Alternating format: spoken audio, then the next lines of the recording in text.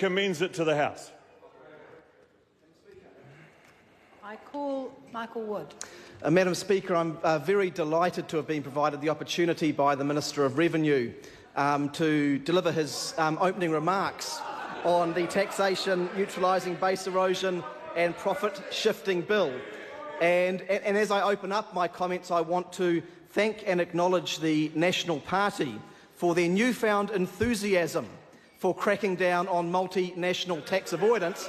It's only taken 9 years of avoidance and delay to get to this point, but better late than never.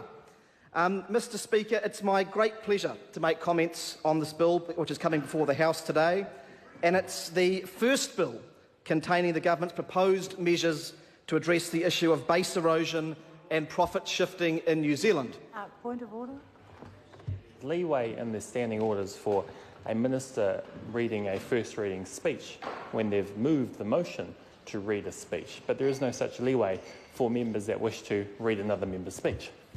Yes, but it is in the Speaker's ambit to decide how strictly those rules are applied. Thank you, Madam. I didn't want to disrupt my colleague when he was speaking, but I just seek your clarification on the interjections that were being received from the opposition benches about the presence or otherwise of a member in this House. I apologise, I didn't hear that. Michael Wood. Thank you, Madam Speaker. Madam Speaker, base erosion and profit shifting is a challenge for tax systems around the world. It has received wide media coverage, particularly overseas, and it's often referred to by the acronym BEPS. It's a 21st century problem, arising as it does out of the ease with which business can be transacted across borders today. It used to be that in order to begin trading in New Zealand, a business would need to open a shop, a factory, or have some other kind of physical presence in the country in which they were carrying out that business. But now, due to global supply chains, distribution models, and in particular digital technologies, it's possible for multinational corporations to generate significant sales from New Zealand customers and book those in an offshore company which does not have a taxable presence in New Zealand. In addition, some multinationals have entered into increasingly complex and aggressive taxation arrangements to shift profits and to minimise their global tax liabilities. These include using related party transactions and royalties and interest deductions to shift profits into low-tax countries and exploiting hybrid mismatches that arise due to technical differences in different countries' tax laws. The overall result of these BEPS strategies is that some large multinational companies are paying little or no tax anywhere in the world. This weakens the integrity of our tax system and it weakens our tax base.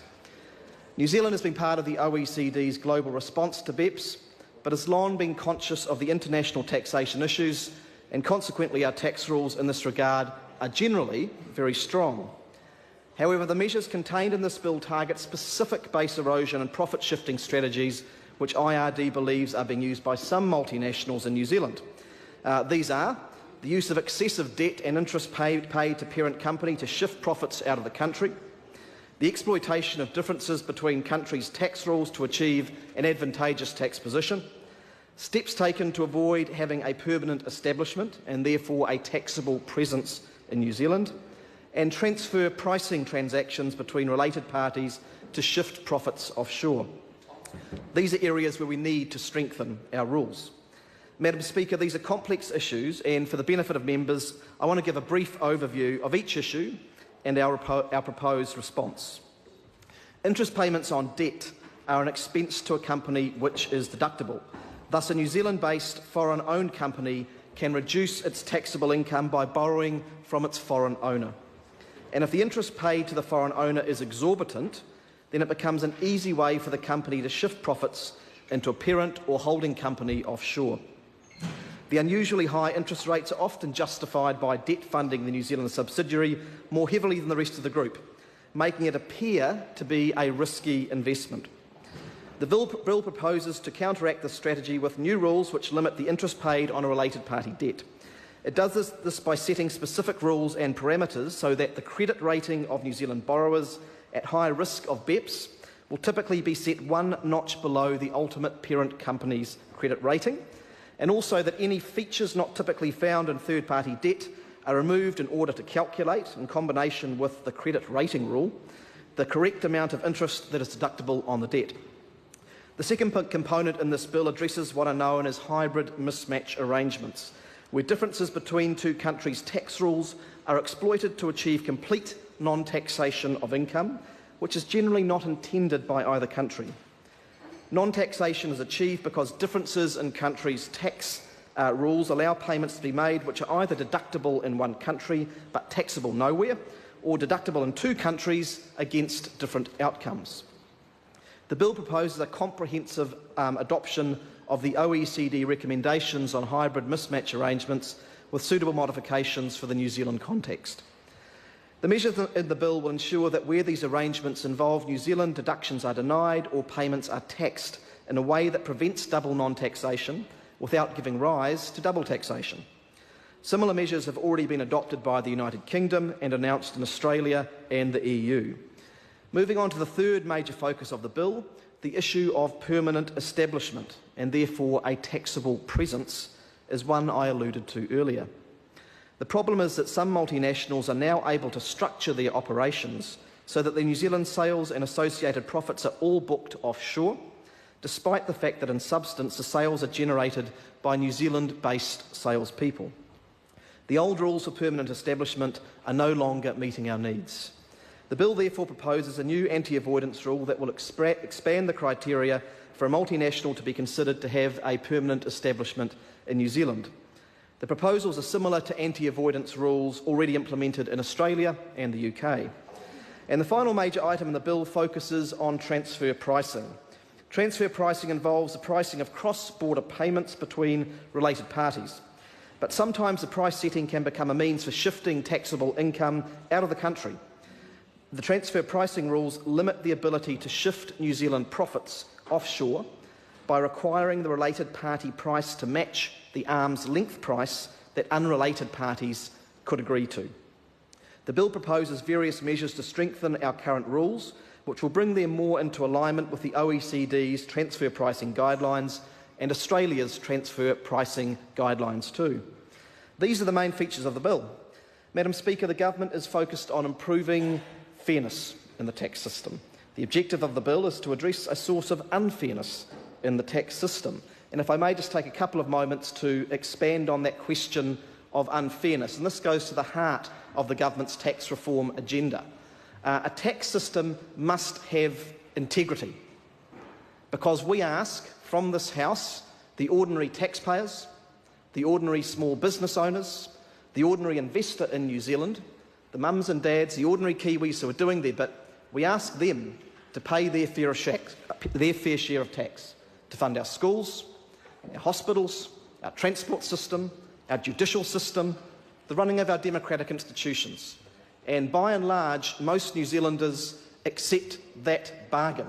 They know that tax, as has been said, is the price that we pay for civilisation. But the fundamental integrity of our system becomes undermined when we ask some people to make that contribution, and they do, but others who operate in our country, and indeed who profit from their operations in our country, shirk their obligations. And that is the great concern that many of us have in this House, that over a number of years a situation has arisen in which large multinational corporations, not all of them, but some of them, use sharp tax practice to avoid those legitimate tax expectations. And make no mistake, these are companies that benefit from their operations in New Zealand, that derive profit from their operations in New Zealand.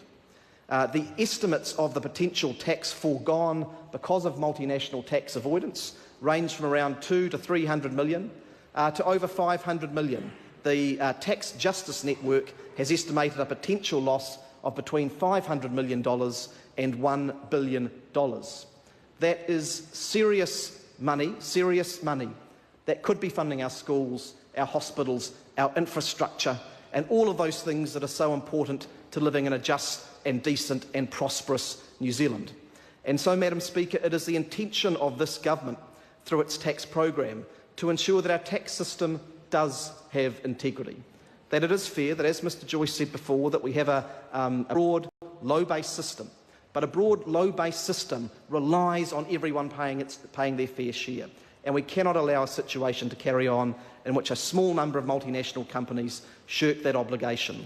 Madam Speaker, this won't necessarily be the only set of measures that this government undertakes in pursuit of that objective, but it is an important set of measures. These are complex and often technical rules, Madam Speaker, and I think it is very appropriate that when this bill comes to Select Committee that they give real scrutiny to the detail and listen closely to submitters. Madam Speaker, this is an important bill to ensure the integrity of our tax system, and I commend it to the House. Thank you.